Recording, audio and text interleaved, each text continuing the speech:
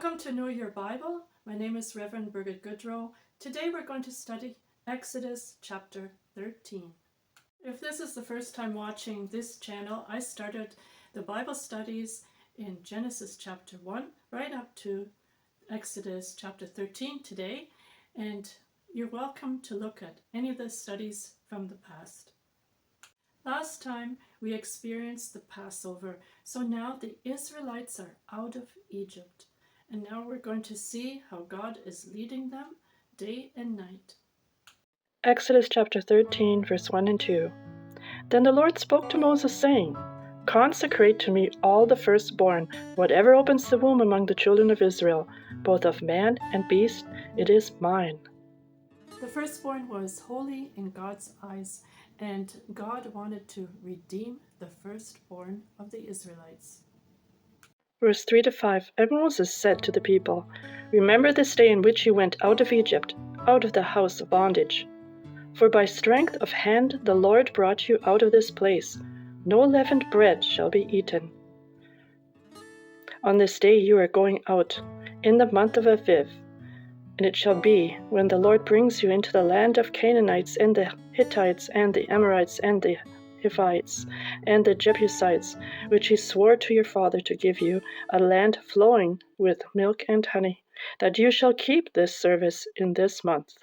Now, going out of Egypt was the first month of a Jewish year and the 14th day, which is Passover, and it is called Aviv, which is in Hebrew the name for spring.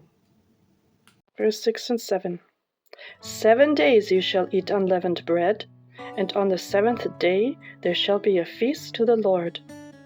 Unleavened bread shall be eaten 7 days, and no leavened bread shall be seen among you, nor shall leaven be seen among you in all your quarters.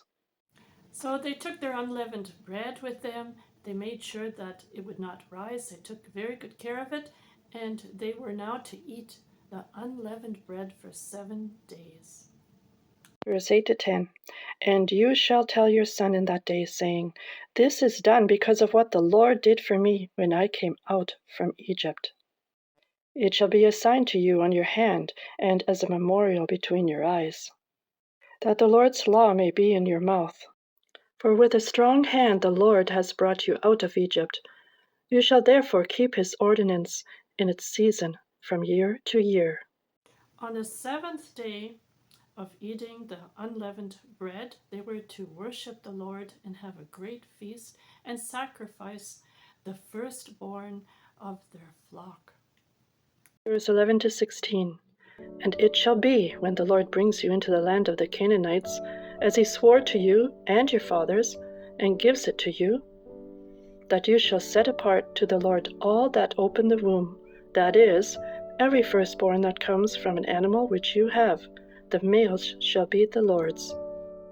But every firstborn of a donkey you shall redeem with a lamb, and if you will not redeem it, then you shall break its neck, and all the firstborn of man among your sons you shall redeem.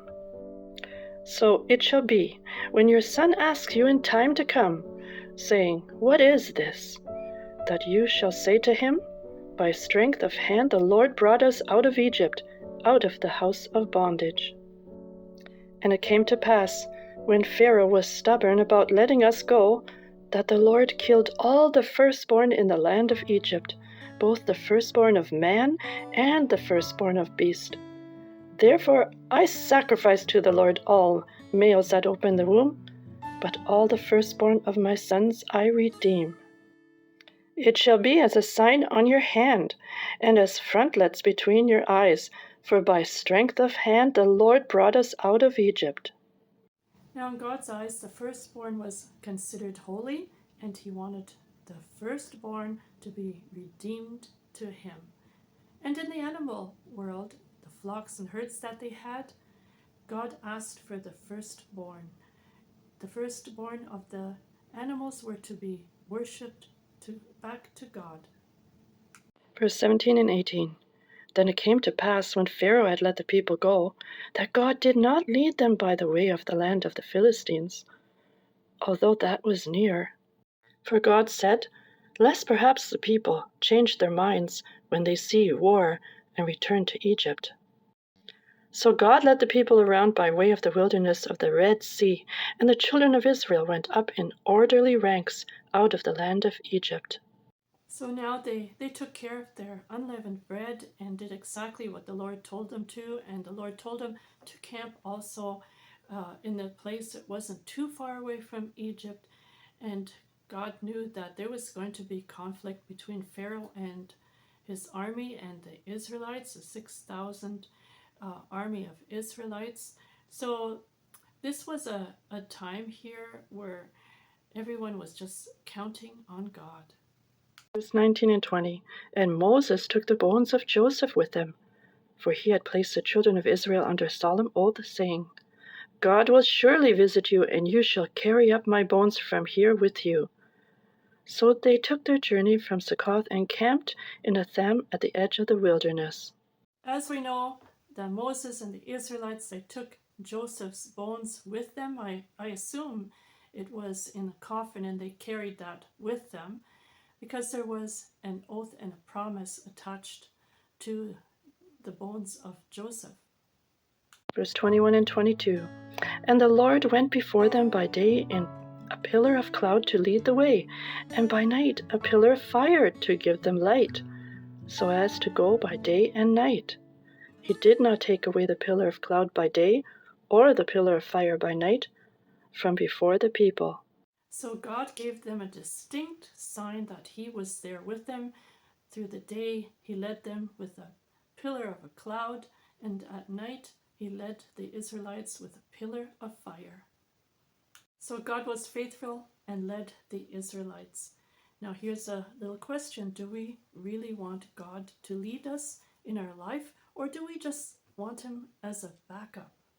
If we have spiritual maturity and we know God, we definitely want him to lead us through our life, our everyday life.